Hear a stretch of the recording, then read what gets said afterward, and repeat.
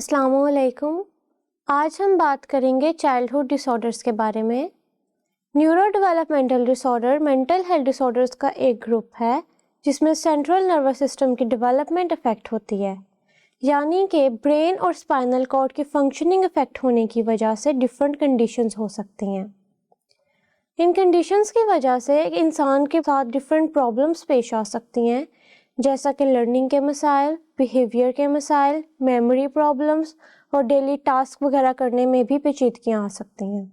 इन disorders का जो onset है वो ड्यूरिंग अर्ली चाइल्डहुड होता है, लेकिन बाज़ औक़ात ये डिसऑर्डर्स न्यूरोबायोलॉजिकली बेस्ड होते हैं, यानी कि ये बिफोर बर्थ प्रेजेंट होते हैं, लेकिन इनके सिम्टम्स जो हैं अर्ली चाइल्डहुड में जाकर शो होते हैं। इन डिसऑर्डर्स में intellectual developmental disorder, autism spectrum disorder, attention deficit hyper activity disorder, specific learning disorder, motor और डिफरेंट कम्युनिकेशन डिसऑर्डर्स वगैरह आते हैं। आज हम बात करेंगे इंटेलेक्चुअल डेवलपमेंटल डिसऑर्डर के बारे में। इस डिसऑर्डर का जो ऑनसेट है वो डेवलपमेंटल पीरियड के दौरान होता है। ये डिसऑर्डर इंसान की 3 डोमेन्स पे अफेक्ट करता है: सोशल, एकेडमिक, ऑक्यूपेशनल, यानी कि समाजी, तालीमी और पेशा वराना ज़िंदगी में मुदाखलत करता है और उसको मुतासिर करता है। ये ब्रेन के 2 फंक्शंस पे अफेक्ट करता है: कॉग्निटिव फंक्शनिंग और अडेप्टिव फंक्शनिंग। कॉग्निटिव फंक्शनिंग में क्या आता है? सोचना, रीजनिंग, प्रॉब्लम सॉल्विंग, मसाइल वगैरह हल करना, मेमोरी प्रॉब्लम्स आ सकते हैं, लर्निंग वगैरह आता है, या किसी को देख के कोई नई चीज़ सीखना। ये तमाम चीज़ें जो हैं कॉग्निटिव फंक्शनिंग में आती हैं।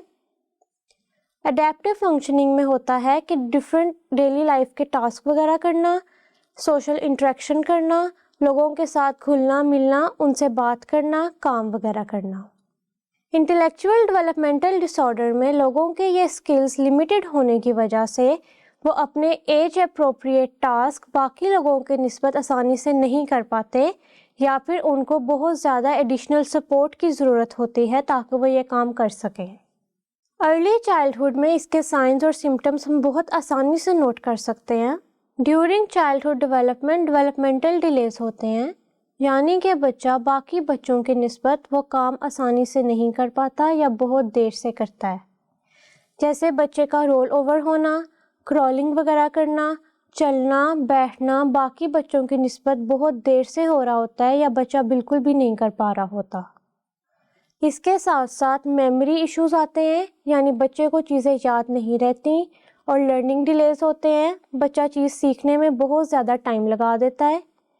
इसमें लैंग्वेज डिलेज भी होते हैं, या बच्चे की स्पीच अच्छे तरीके से डेवलप नहीं हो पाती, या कुछ केसेस में अगर लेवल ऑफ सिवियरिटी बहुत ज़्यादा है तो बिल्कुल भी डेवलप नहीं हो पाती। इसके साथ साथ सोशल डिलेज भी आते हैं, यानी कि बच्चा बाकी बच्चों के साथ घुल मिल नहीं सकता, उसको बाकी बच्चों के साथ खेलने वगैरह में या बातचीत करने में मसाइल पेश आते हैं।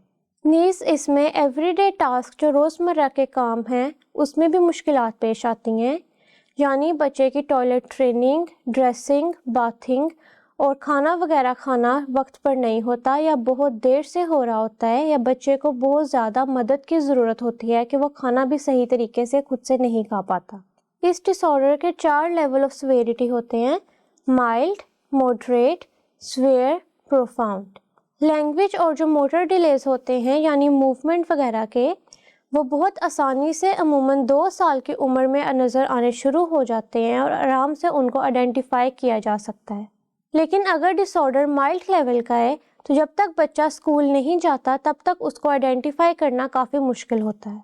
अगर हम रिस्क फैक्टर की बात करें कि क्या क्या रिस्क फैक्टर हैं जिससे इस डिसऑर्डर के खदशात बढ़ जाते हैं, तो उसमें क्रोमोसोमल एबनॉर्मेलिटीज़ आ सकती हैं, जेनेटिक एबनॉर्मेलिटीज़ आ सकती हैं, सेंट्रल नर्वस सिस्टम के दौरान मेल फॉर्मेशन हो सकती है, ड्यूरिंग प्रेगनेंसी मदर की मेल न्यूट्रिशन हो सकती है, या फिर ड्यूरिंग प्रेगनेंसी कोई ऐसा इन्फेक्शन है उसकी वजह से हो सकता है। ड्यूरिंग चाइल्ड बर्थ भी बहुत सारे फैक्टर हैं जो इसकी वजह हो सकते हैं, यानी कि बहुत ज़्यादा लो बर्थ वेट होना या बहुत प्री मेच्योर बच्चे का होना। इसके साथ साथ बच्चे के दिमाग को सही तरीके से ऑक्सीजन का ना मिलना, या ड्यूरिंग बर्थ कोई ब्रेन इंजरी वगैरह होना, ارلی چائلڈہڈ میں بھی بہت سارے فیکٹرز ہیں، جیسا کہ بچے کے دماغ کو اگر کوئی چوٹ وغیرہ پہنچی ہے یا ایسا کوئی انفیکشن ہے جو اس کے سینٹرل نروس سسٹم میں ٹرانسفر ہو گیا ہے، یا پھر اس کے علاوہ ڈفرینٹ اور میڈیکل کنڈیشنز ہیں جیسا کہ ایپیلیپسی وغیرہ۔ اس کے ساتھ ساتھ بچے کے برین کے اندر ایب نارمل سیل گروتھ یا ٹیومر وغیرہ بھی اس ڈس آرڈر کا باعث ہو سکتے ہیں۔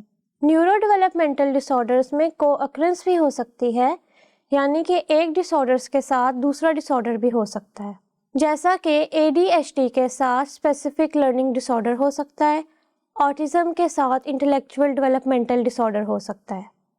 مجھے امید ہے آج کے اس پروگرام سے آپ کو اس ڈس آرڈرز کے سائنز اور سمٹمز کے بارے میں کافی آگاہی حاصل ہوئی ہوگی۔ اپنا اور اپنے بچوں کا خیال رکھیں، ان کے بارے میں محتاط رہیں، نیز ان کے لیے دعا کرتے رہیں۔ انشاءاللہ اگلے پروگرام میں ہم دوسرے نیورو ڈیولپمنٹل ڈس آرڈرز کے بارے میں بات کریں گے۔ اللہ حافظ۔